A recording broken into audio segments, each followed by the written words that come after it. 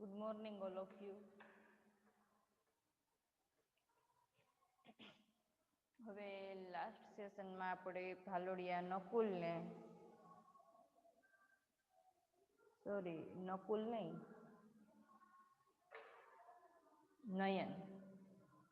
નયનને ને ગરધરિયા ધ્રુવને બંનેને જે ક્વેશ્ચન હતો તે બોલવાનો હતો, જેમ કે મૂડી માળખાને અસર કરતા પરિબળો. તો આપણે નયનથી ચાલુ કરીએ.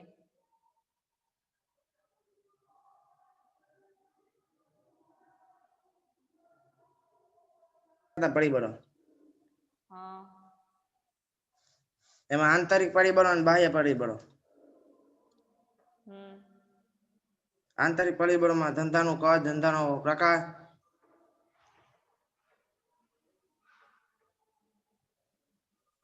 પછી મૂડીની જરૂરિયાત, હા,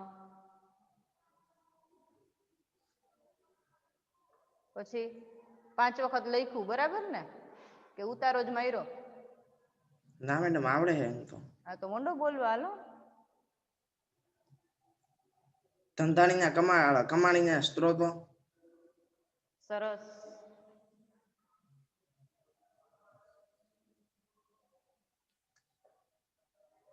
એટલા જ આવડે મેડમ. હાલો, બાહ્ય પરિબળો બોલો.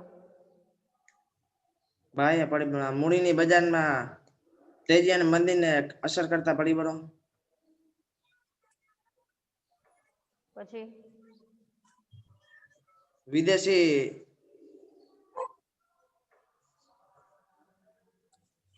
વિદેશી સંસ્થાના રોકાણકારો. સંસ્થાકીય રોકાણકારો, કરવેરા નીતિ, કાનૂની નિયંત્રણો, મૂડી પડતર જમીનગીરીઓ બહાર પાડવાનો ખર્ચ. બોલવાનું નથી કીધું મેં, તારો વારો આવશે, તું વેઇટિંગ લિસ્ટમાં છે. નયન, હાલો, આંતરિક અને બાહ્ય પરિબળો છે એ થોડાક આવડા, થોડાક ના આવડા, બરોબર?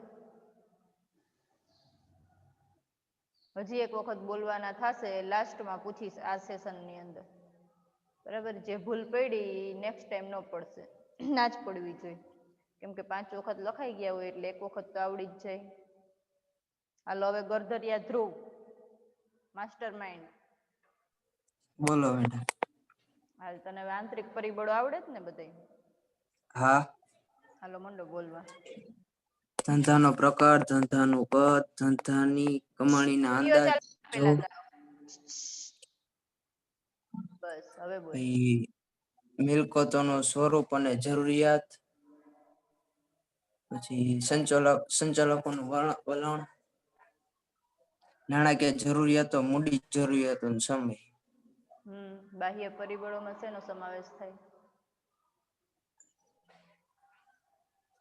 મૂડી બજારમાં તેજી મંદીની પરિસ્થિતિ, મૂડી પડતર જમીનગીરીઓ બહાર પાડવાનો ખર્ચ, કાનૂની નિયંત્રણો, કરવેરા નીતિ, સંસ્થાકીય રોકાણકારો, વિદેશી સંસ્થાકીય રોકાણકારો. એટલા આવડે. સરસ.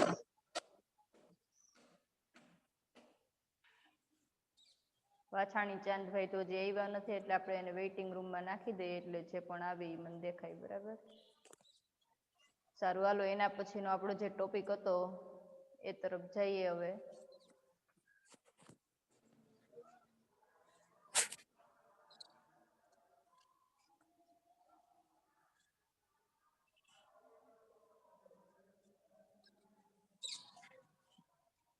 હવે લાસ્ટ સેશનની અંદર આપણે કુલ કાર્યશીલ મૂડી અને ચોખ્ખી કાર્યશીલ મૂડી વચ્ચેનો તફાવત, તેની લાક્ષણિકતાઓની માહિતી મેળવી હતી. હવે આજના સેશનમાં આપણે કાર્યશીલ મૂડીને અસર કરતા પરિબળો, કે જે કાર્યશીલ મૂડી છે તેને અસર કરતા પરિબળો કયા કયા છે તે અંતર્ગત જોશું. કે કાર્યશીલ મૂડીને અસર કરતા પરિબળોની અંદર કે ધંધાનો પ્રકાર અને તેનું સ્વરૂપ, કે ધંધો છે તે કયા પ્રકારનો છે અને એનું સ્વરૂપ છે એ કયું છે.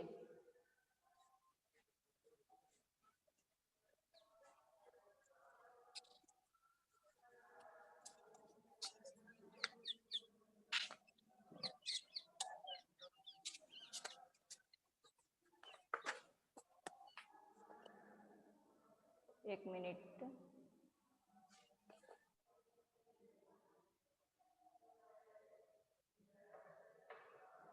કે કાર્યશીલ મૂડીની જરૂરિયાત ધંધાના પ્રકાર અને સ્વરૂપ પર આધાર રાખે છે. કે જે કાર્યશીલ મૂડી છે તો કાર્યશીલ મૂડીની જે જરૂરિયાત છે એ ધંધાનો જે પ્રકાર છે અને તેનું જે સ્વરૂપ છે એના ઉપર આધાર રાખે છે.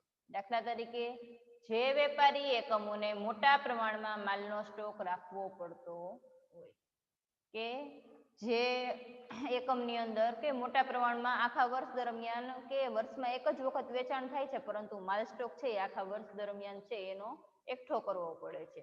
તો એવા વેપારી એકમોને મોટા પ્રમાણમાં માલનો સ્ટોક રાખવો પડતો હોય અને શાખ ઉપર એક તો માલ સ્ટોક કરે છે એની અંદર પણ ઇન્વેસ્ટમેન્ટ કરે છે અને પાછું શાખ ઉપર કે રોકડથી વેચાણ થતું નથી કે ઉધાર વેચાણ કે શાખ ઉપર વેચાણ કરવું પડતું હોય તેમને કાર્યશીલ મૂડીની વધારે જરૂરિયાત પડે છે. જેમ કે ઉદ્યોગના સ્વરૂપ પ્રમાણે કાર્યશીલ મૂડી કે જેવો ઉદ્યોગ છે જેવો બિઝનેસ છે એ પ્રમાણે કાર્યશીલ મૂડીનું સ્વરૂપ છે તે અલગ અલગ હોય છે. જેમ કે આપણે જોઈએ તો કે ગેસ કંપની, વિદ્યુત કંપની કે આપણને ગેસની સેવા આપે છે, જે ગેસના બાટલા આપણે લઈએ છીએ બરાબર, તો એની અંદર એ આપણને પ્રાપ્ત થાય ત્યારબાદ આપણે એને નાણાં ચૂકવીએ છીએ, એડવાન્સ પેમેન્ટ કરતા નથી. વિદ્યુત કંપની બિલ આવે પછી આપણે નાણાંની ચૂકવણી કરીએ છીએ કે આ બધી વસ્તુની અંદર ગવર્મેન્ટને પોતાને છે એ નાણાંનું રોકાણ અથવા તો કોઈ પણ ઉદ્યોગ સાહસિકોએ નાણાંનું રોકાણ છે એ કરવું પડે છે. કે આ વિદ્યુત કંપનીને ઓછી કાર્યશીલ મૂડીની જરૂર રહે છે કે આવી જે કંપનીઓ છે તેની અંદર જે કાર્યશીલ મૂડી છે એ ઓછી જરૂર પડે છે એમાં. જ્યારે શ્રમ પ્રધાન ઉદ્યોગોમાં કાર્યશીલ મૂડી કે શ્રમ પ્રધાન જેમ કે ખેડૂતને છે અથવા તો નાના ઉદ્યોગકારો છે બરાબર, તો એને કાર્યશીલ મૂડીની એટલે કે રોજબરોજના ખર્ચાને પહોંચી વળવા માટે વધારે જરૂરિયાત રહે. એટલે પ્રથમ મુદ્દો થયો આપણો ધંધાનો પ્રકાર અને તેનું સ્વરૂપ. નેક્સ્ટ પોઈન્ટ આપેલું છે ધંધાનું કદ. કે જેમ ધંધાનું કદ નાનું તેમ કાર્યશીલ મૂડીની જરૂરિયાત ઓછી. કે જેવી રીતે ધંધાનું કદ નાનું હોય તેમાં કે નાનો ધંધો તો એની અંદર ઓછી મૂડીની જરૂરિયાત રહે, માલ સ્ટોક પણ ઓછો હોય. જેમ ધંધાનું કદ મોટું કે જેવી રીતે ધંધો છે એ મોટો છે તો એના પ્રમાણે એનો વ્યાપ છે તે પણ વધારે. કે મોટો ધંધો વધારે મૂડી, વધારે કાચો માલ, વધારે એનું સેલિંગ થાય અને વધારે ઇન્કમ થાય, તો આવી રીતે એમાં કાર્યશીલ મૂડીની જરૂરિયાત છે એ વધારે રહે. ત્રીજું છે ઉત્પાદન ચક્ર. કે કાચા માલની ખરીદી અને તૈયાર માલનું ઉત્પાદન. કે કાચા માલની ખરીદી છે અને તૈયાર માલનું ઉત્પાદન થાય તે બે વચ્ચેનો સમયગાળો કે આપણે જે રો મટીરિયલ્સ પરચેસ કરીએ છીએ ત્યારબાદ છે કે મેન્યુફેક્ચરિંગ આઇટમનું સેલિંગ કરીએ છીએ તો એ બે વચ્ચેનો સમયગાળો છે એ ઉત્પાદન ચક્ર. કે સૌપ્રથમ આપણે ખરીદી કરી એનું તૈયાર માલમાં રૂપાંતર થયું કે કદાચ એની વચ્ચેનો જે સમયગાળો છે એને ઉત્પાદન ચક્ર કહેવાય. કે ઉત્પાદન ચક્રનો ગાળો લાંબો હોય તો કાચા માલ અને અર્ધ તૈયાર માલમાં કાર્યશીલ મૂડી રોકાયેલી. કે કદાચ છે આપણે માલ સ્ટોક રો મટીરિયલ્સ લીધું 6 મહિના સુધી પડ્યો રહ્યો કે વધારે ડિસ્ટન્સ હોય તો એ કાચા માલ અને અર્ધ તૈયાર કે આપણે એ કાચો માલ ખરીદ્યો ને એમાંથી જે પણ માલ છે એ તૈયાર થયો તો એમાં કાર્યશીલ મૂડી છે એ રોકાયેલી રહેતી વધુ હોવાથી તેની જરૂરિયાત વધુ રહે છે. કે વધારે પ્રમાણમાં કે ઘણા બધા સમય સુધી મૂડીનું રોકાણ આપણું એમાં થયેલું રહે છે જેથી વધારે મૂડીની જરૂરિયાત વધુ. એક્ઝામ્પલ 4 સુતરાઉ કાપડ અને શણ ઉદ્યોગમાં ઉત્પાદન ચક્રનો ગાળો લાંબો હોવાથી. કે જે સુતરાઉ કાપડ છે અને શણ ઉદ્યોગ છે તો એની અંદર છે એ જે ગાળો છે એ કેવો હોય? લાંબો. કે આવી રીતે સુતરાઉ કાપડ એટલે કે કોટનનું કાપડ છે તો એની અંદર આપણે કાચો માલ ખરીદીએ છીએ, પછી ઘણા સમય સુધી એ કાચો માલ છે રો મટીરિયલ્સ પડ્યું રહ્યો અને ત્યારબાદ 6-7 મહિને જો એમાંથી આ સુતરાઉ કાપડ બનાવવામાં આવે અથવા તો શણનું જે કાચું મટીરિયલ્સ છે એ આપણી પાસે હોય અને ત્યારબાદ ઘણા સમય પછી એમાંથી કોથળા બનાવવામાં આવે તો આમ ઉત્પાદન ચક્રનો ગાળો છે એ લાંબો હોવાથી કે જેમ એ બંને વચ્ચે કે તૈયાર માલ અને રો મટીરિયલ્સ બંને વચ્ચે જે ડિસ્ટન્સ લાંબો હોય, ગેપ વધારે હોય, તેમાં વધારે કાર્યશીલ મૂડીની જરૂર પડે. જ્યારે બેકરી અને ડેરી ઉદ્યોગોને ઉત્પાદન પ્રક્રિયાનો સમયગાળો કેવો હોય? ટૂંકો. કે આ સણ છે કે સુતરાઉ કાપડનું રો મટીરિયલ છે એ જલ્દીથી બગડતું નથી. જ્યારે બેકરીની અંદર અને ડેરી ઉદ્યોગની અંદર કે જેવું મેન્યુફેક્ચરિંગ થાય તો અમુક દિવસોની અંદર અથવા તો અમુક મહિનાઓની અંદર એનું વેચાણ થઈ જાય. એટલે ઉત્પાદન પ્રક્રિયાનો સમયગાળો કેવો? ટૂંકો હોવાથી પ્રમાણમાં ઓછી કાર્યશીલ મૂડીની જરૂરિયાત રહે છે. એનો જે સમયગાળો છે તે ઓછો છે. એટલે ત્રીજો મુદ્દો થયો આપણે ઉત્પાદન ચક્ર. ચોથો પોઈન્ટ છે ઉત્પાદન નીતિ અને માંગનો પ્રકાર. કે ઉત્પાદિત વસ્તુની માંગ મોસમી માંગ હોય અને ધંધાકીય એકમ આખા વર્ષ દરમિયાન સ્થિર ઉત્પાદનની નીતિ રાખવું. કે જે ઉત્પાદિત વસ્તુની માંગ છે એ મોસમી માંગ હોય કે અમુક સમયગાળા દરમિયાન એ વસ્તુનું વેચાણ થતું હોય. કે ધંધાકીય એકમ આખા વર્ષ દરમિયાન સ્થિર ઉત્પાદનની કે ધંધાકીય એકમ છે તો કે આખા વર્ષ દરમિયાન એ સ્થિર ઉત્પાદનની નીતિ રાખતું હોય તો કાર્યશીલ મૂડીની વધુ જરૂર. જેમ કે આપણે જે સુતરાઉ કાપડ છે તો એ ઉનાળાની અંદર જ જરૂરિયાત હોય એની. ઊનનું કાપડ છે અથવા તો સ્વેટર છે, જેકેટ છે તો એનું સેલિંગ છે એ વધારે પ્રમાણમાં શિયાળામાં થાય. ભલે ને શિયાળાની અંદર જ એનું સેલિંગ થાય છતાં એનું ઉત્પાદન તો આખા વર્ષ દરમિયાન એનું કરવામાં આવે છે. એનો માલ સ્ટોક રો મટીરિયલ્સ ની અંદર રોકાણ કરવામાં આવે છે.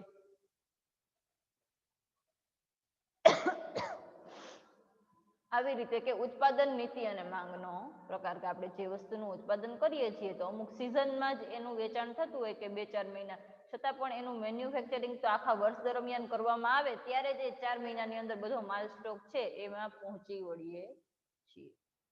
પાંચમો પોઈન્ટ છે કાચા માલનો સંગ્રહ.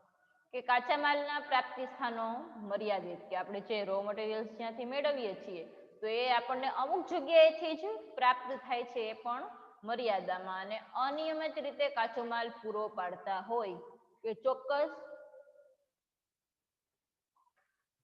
કાચો માલ છે એ મર્યાદિત છે અને કદાચ ને અનિયમિત કે આપણને રેગ્યુલર કાચો માલ મળતો નથી અને અનિયમિત રીતે જો કાચો માલ પૂરો પાડતા હોય તો ચોક્કસ ઋતુમાં જ પ્રાપ્ત હોય ત્યારે કાચા માલના જથ્થાનો કે અમુક સમયગાળા દરમિયાન તમને એનો કાચો માલ મળે છે પછી નથી મળતો તો આપણે એ જથ્થાનો શું કરવો પડે? સંગ્રહ કરવો પડે છે. અને એના માટેની જગ્યા, એના માટે નાણાંનું ઇન્વેસ્ટમેન્ટ, આથી કાર્યશીલ મૂડીનું રોકાણ કે અમુક સમયગાળા દરમિયાન જ અમુક વસ્તુનું મળે છે તો આપણે એની અંદર નાણાંનું રોકાણ કરવું પડે રો મટીરિયલ્સમાં. અને કાચા માલમાં મોટા પ્રમાણમાં થાય છે કે આ મૂડીનું રોકાણ છે જે કાર્યશીલ મૂડી એનું રોકાણ કાચા માલની અંદર મોટા પ્રમાણમાં થાય. એટલે પાંચમો પોઈન્ટ થયો કાચા માલનો સંગ્રહ. છઠ્ઠો મુદ્દો જોશું આપણે કે શાક નીતિ. કે તૈયાર માલનું વેચાણ રોકડેથી કરવાની નીતિ. કે જે તૈયાર માલ છે એનું રોકાણ છે કે જે તૈયાર માલ છે એનું વેચાણ રોકડેથી આપણે કેમ શાક ઉપર કરીએ એને બદલે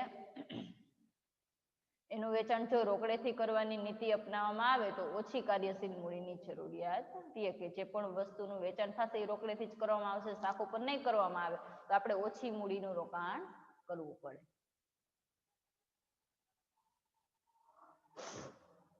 પરંતુ શાક ઉપર વેચાણ નીતિ અપનાવવામાં આવી હોય તો પરંતુ જે પણ વેચાણ નીતિ છે એ શાક ઉપર કે આપણે જે માલ સ્ટોક છે કે જે પણ વસ્તુનું વેચાણ છે એ શાક ઉપર કરવામાં આવશે તો આ કાર્યશીલ મૂડીની જરૂરિયાત. કે જો શાક ઉપર માલનું વેચાણ કરીએ તો વધારે મૂડીની જરૂરિયાત, રોકડ વેચાણ કરીએ તો ઓછી મૂડીની જરૂરિયાત. આ જ રીતે કાચો માલ સરળતાથી શાક ઉપર મળે તો કે આ જ રીતે જે કાચો માલ છે એ સરળતાથી શાક ઉપર મળે તો ઓછી કાર્યશીલ મૂડીની જરૂર રહે છે. જો કાચા માલની ખરીદી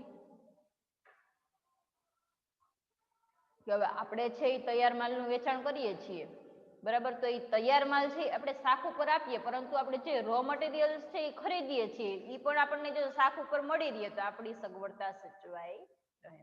એટલે કાચા માલની ખરીદી રોકડેથી જ કરવી પડે તેમ હોય ત્યારે કાર્યશીલ મૂડીની જરૂરિયાત શું થાય? વધે. સાતમો મુદ્દો છે ચાલુ મિલકતોનું રોકડમાં રૂપાંતર. કે દેવાદારો પાસેથી ઉઘરાણી ઝડપથી વસૂલ થતી હોય કે દેવાદારો છે એની પાસેથી ઉઘરાણી ઝડપથી વસૂલ થતી હોય, તૈયાર માલનું વેચાણ રોકડેથી થતું હોય અને લેણી ઊંડીના નાણાં પાકતી તારીખે મળી રહેતા હોય તો પ્રમાણમાં કાર્યશીલ મૂડીની ઓછી જરૂર પડે. કે જે દેવાદારો કે આપણે જેની પાસેથી ઉઘરાણી છે લેવાના છે કે જેની પાસેથી નાણાં મેળવવાના છે તો ઉઘરાણી ઝડપથી વસૂલ થઈ શકે તેમ છે, તૈયાર માલનું જલ્દીથી રોકડેથી વેચાણ થઈ જશે, લેણી ઊંડીના નાણાં પાકતી તારીખે મળે કે જેની પાસેથી લેવાના છે એ નાણાં આપણને પરત મળી રહેશે તો પ્રમાણમાં કાર્યશીલ મૂડી કે આપણે જે રોજબરોજના ખર્ચાને પહોંચી વળવા માટેની જે મૂડી છે એની ઓછી જરૂર પડે. જ્યાંથી વિરુદ્ધ પરિસ્થિતિમાં કાર્યશીલ મૂડીની જરૂરિયાત અને જો આવી કન્ડિશન ના હોય બરાબર કે આ બધું ટાઈમે ના થતું હોય તો આપણે કાર્યશીલ મૂડીની જરૂરિયાત કેવી વધારે રહે. 8મો મુદ્દો સ્ટોક ચલન દર કે સ્ટોક ચલન દરની અંદર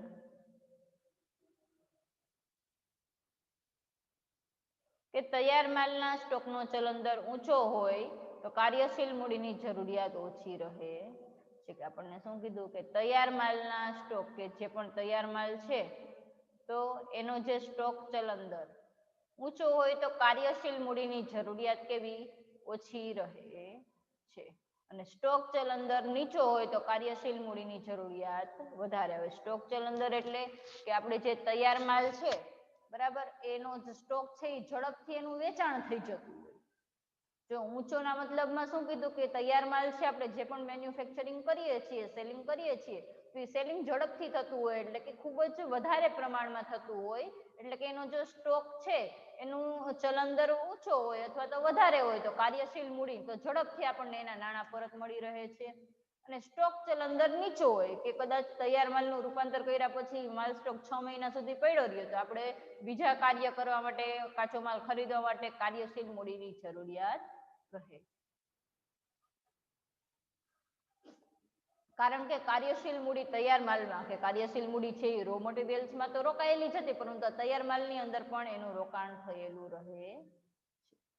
પછી 9મો મુદ્દો છે કામગીરીની કાર્યક્ષમતા કે ઓછા પ્રયત્ને વધારે પરિણામો મેળવવા કે ઓછા પ્રયત્નએ વધારે પરિણામો મેળવવા એટલે સંચાલકીય કામગીરીની કાર્યદક્ષતા કે ખૂબ ઓછા પ્રયત્ન કરવામાં આવે ને સારામાં સારો પરિણામો છે એ મેળવી શકીએ એટલે સંચાલકીય કે સારા પરિણામો મળે એનો મતલબ કે જે સંચાલન છે તો એ જે કાર્ય કરે છે એ કાર્યરત છે તો એની જે કાર્યક્ષમતા આવડત છે એ ખૂબ જ સારી છે. કે ઉપલબ્ધ સાધનોનો કાર્યક્ષમ ઉપયોગ કે આપણી પાસે જે પણ ઉપલબ્ધ જે મશીનરી છે મટીરિયલ્સ મેન્સ કે એનો કાર્યક્ષમ ઉપયોગ અને બગાડ ઓછો કે દૂર કરી અને ઉઘરાણી ઝડપથી કરવી કે બગાડ છે એ ખૂબ જ ઓછો થાય અથવા તો સાવ દૂર જ કરવામાં આવે અને ઉઘરાણી ઝડપી બનાવી કે જેની પાસેથી પણ આપણે નાણાં લેવાના છે તો એ ઉઘરાણી છે એ ઝડપથી થઈ શકે. આમ કાર્યશીલ મૂડીની જરૂરિયાત છે તે ઘટાડી શકાય છે. તેને લાસ્ટ પોઈન્ટ જોશું આપણે નફાની ફાળવણી કે ડિવિડન્ડ તરીકે કરવામાં આવતી નફાની ફાળવણી રોકડને અસર કરે છે કે આપણે જે પણ હવે આગળ આવી જ ગયું આપણે નફાનું પુનઃરોકાણ વ્યાજ અથવા તો ડિવિડન્ડ તો ડિવિડન્ડ તરીકે કરવામાં આવતી નફાની ફાળવણી છે એ રોકડને અસર કરે છે કારણ કે ડિવિડન્ડ રોકડમાં જ ચૂકવવું પડે છે કે ડિવિડન્ડ છે એ હંમેશા રોકડમાં જ ચૂકવાય છે. કંપની તેના નફાનો મોટો ભાગ ડિવિડન્ડ તરીકે ફાળવતી હોય ત્યારે કે કંપની છે તો તેના નફાનો જે મોટો ભાગ છે એ ડિવિડન્ડ તરીકે ફાળવતી હોય કે જે પણ રોકાણકારો છે એ પોતે નાણાંનું ઇન્વેસ્ટમેન્ટ કર્યું છે તો એના ઉપર વળતર રૂપે જે ડિવિડન્ડ સ્વરૂપે ફાળવતી હોય ત્યારે ધંધામાંથી રોકડ વધુ બહાર જતી હોવાથી કે ત્યારે ધંધામાંથી આ ડિવિડન્ડ ચૂકવાય એટલે એ રોકડ નાણાં છે એ ધંધાની બહાર જાય છે જેથી કાર્યશીલ મૂડીની વધારે જરૂર રહે છે. હવે ત્યારબાદ આપણને એના પછીનો મુદ્દો આપેલો છે કાયમી મૂડી. હવે કાયમી મૂડી એટલે શું તેની લાક્ષણિકતાઓ છે એ આપણે જોઈએ કે કાયમી મૂડી એટલે ફિક્સ્ડ કેપિટલ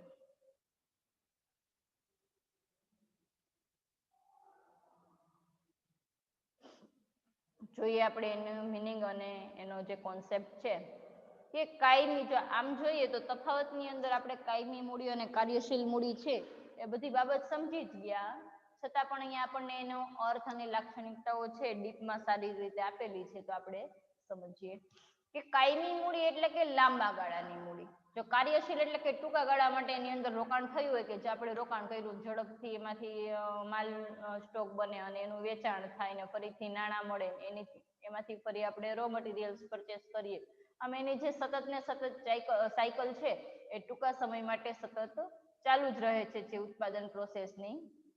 આ કાયમી મૂડીની અંદર એવું હોતું નથી કે કાયમી મૂડી એટલે કે જે લાંબા ગાળાની મૂડી કે જે સામાન્ય રીતે 5 વર્ષ કે તેથી વધુ સમય માટે, કે કાયમી મૂડી છે એને લાંબા ગાળાની મૂડી કહેવાય છે, અને જે સામાન્ય રીતે 5 વર્ષ કે તેથી વધુ સમય માટે ધંધાની અંદર રોકાયેલી રહે છે.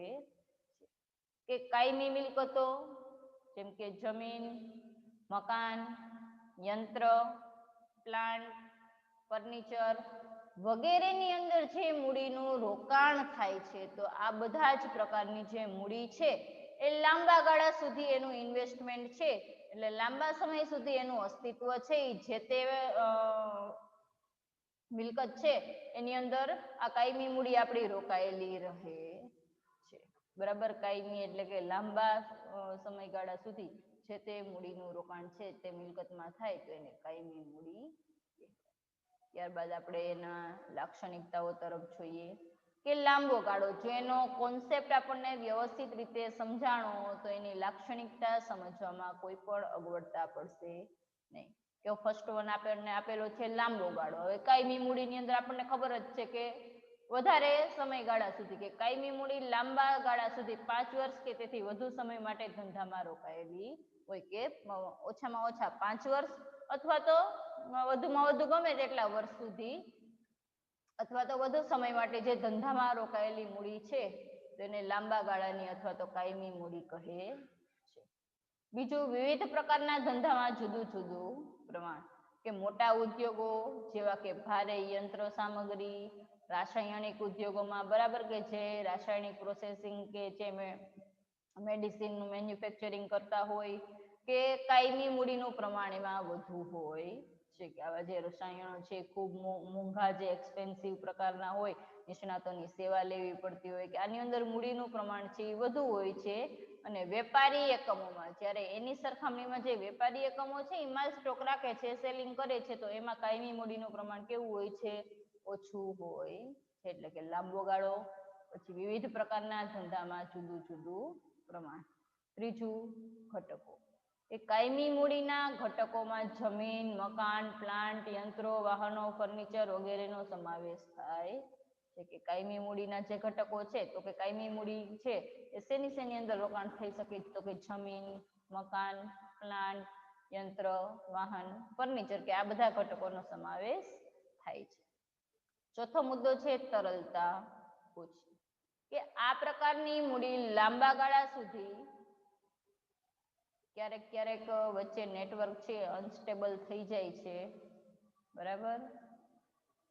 હવે આપણે ચોથો મુદ્દો પૂછ્યા હતા તરલતા ઓછી, કે આ પ્રકારની મૂડી લાંબા ગાળા સુધી કાયમી મિલકતોમાં રોકાયેલી હોવાથી સરળતાથી રોકડમાં રૂપાંતર થતું નથી. તરલતા એટલે કે સરળતાથી રૂપાંતર થઈ શકે તો એને કહેવાય તરલતા, કે આમાં લાંબા સમયગાળા સુધી રોકાયેલી હોય છે તો આપણે કઈ રો મટીરિયલ્સનું જેમ પાકા માલમાં રૂપાંતર થાય અથવા તો અર્ધ તૈયાર માલમાં રૂપાંતર થાય એવી રીતે સરળતાથી થઈ શકતું નથી. તેથી આમાં તરલતાનું પ્રમાણ છે, એટલે કે જલ્દીથી ખરીદી વેચાણ ન થઈ શકે, એટલે તરલતાનું પ્રમાણ કેવું છે?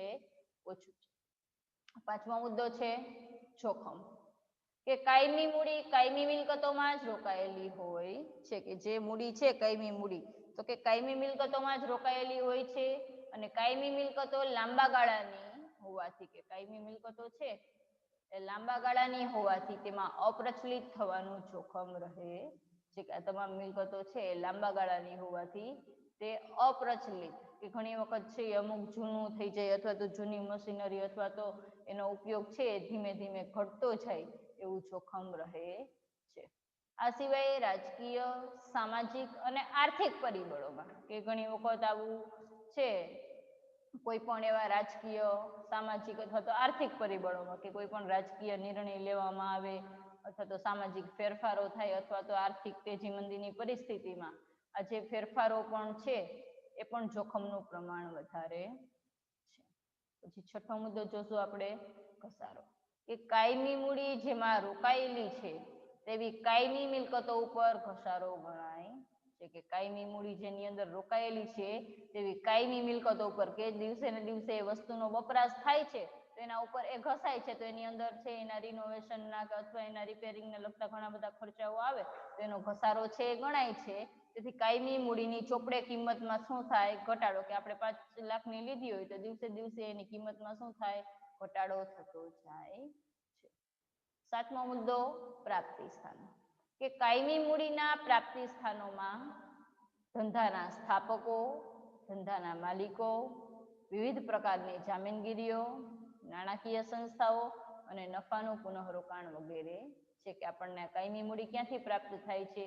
તો કે ધંધાના જે સ્થાપકો છે એના દ્વારા, ધંધાના માલિકો દ્વારા અથવા તો વિવિધ પ્રકારની જામીનગીરીઓ દ્વારા, ઇક્વિટી શેર મૂડી છે, પછી નાણાકીય સંસ્થાઓ, અને આપણે જે પણ નફો મળે છે તેમાંથી આપણે અમુક 50% નાણાંનું ફરીથી રોકાણ કરવા માંગતા હોય તો એમાંથી એક આપણે મશીન ખરીદી લઈએ તો આવી રીતે નફાનું પુનઃ રોકાણ. બસ આજના સેશનમાં આપણે લાક્ષણિકતાઓ સુધી રાખશું.